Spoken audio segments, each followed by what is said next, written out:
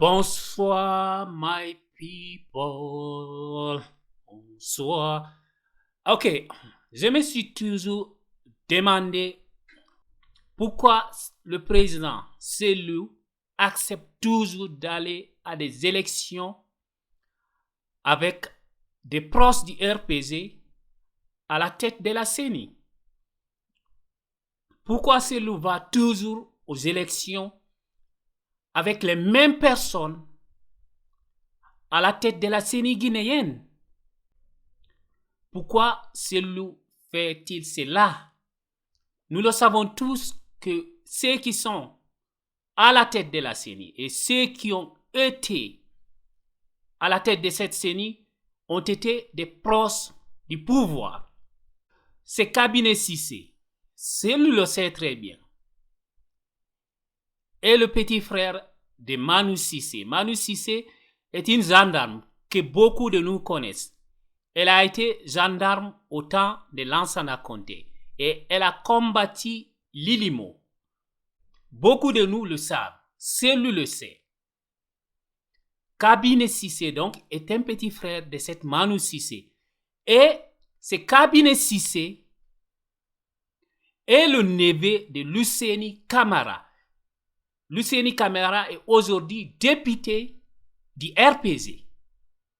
Et c'est ce même Luceni Camara qui avait en 2010 falsifié les résultats de l'élection présidentielle. Donc, il a annulé l'une des communes qui était favorable à Cellou. Il a annulé tous les votes de la commune de Ratoma. Et c'est Luceni Camara a été récompensé par un poste ministériel en Guinée. C'est Luceni Camara est aujourd'hui député du RPZ. Et le neveu de Luceni Camara, donc, devient le président de la CENI en Guinée. Donc, qu'est-ce que Cellou pensait que ce Cabinet Cissé allait faire à la CENI? Qu'il allait lui proclamer victorieux de ces élections? Non.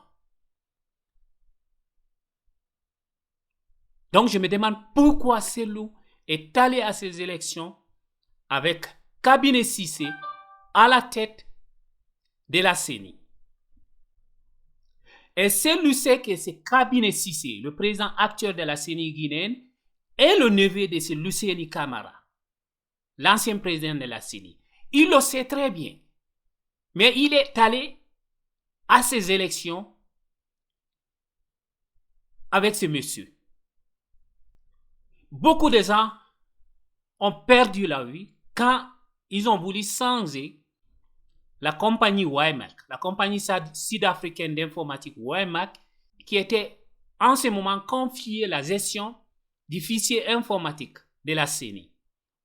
Et comment Cellou donc a accepté d'aller à ces élections avec le neveu de Luceni Camara. Et aujourd'hui, Cellou fait recours à la justice, et une justice qui est sous contrôle d'Alpha Condé. Une justice qui n'a pu inculper aucune personne. Il y a plus de 150 morts depuis que Alpha Condé est arrivé au pouvoir. Plus de 150 morts. Et des enquêtes ont été ouvertes. Qui a été inculpé? Qui a été arrêté? Qui sont les responsables donc de tous ces meurtres? Pourquoi personne n'a été inculpé? Pourquoi aucun gendarme ou aucun policier guinéen n'a été arrêté? Au contraire, ils ont récompensé l'un des policiers que nous connaissons tous. Bafoué a été récompensé. Il a été nommé directeur de la police pour avoir tué des Guinéens. Donc on l'a récompensé pour les crimes qu'il a commis.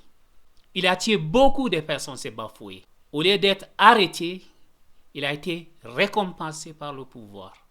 Et la justice guinéenne n'a rien fait. Et Cellou aujourd'hui se tourne vers cette justice. Cellou, il faut faire quelque chose cette année.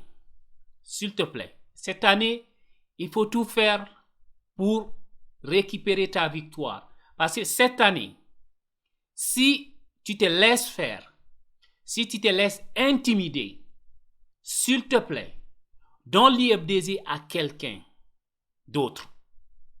Parce que je suis sûr que si Feu Bamamadou était vivant et Feu Bamamadou était à la tête de l'IFDZ, Alpha Condé n'allait pas faire ceci. Alpha Condé n'allait pas faire ce qu'il est en train de faire actuellement. On connaît qui est Bamamadou. Donc, Cellou, s'il te plaît, fais quelque chose cette année.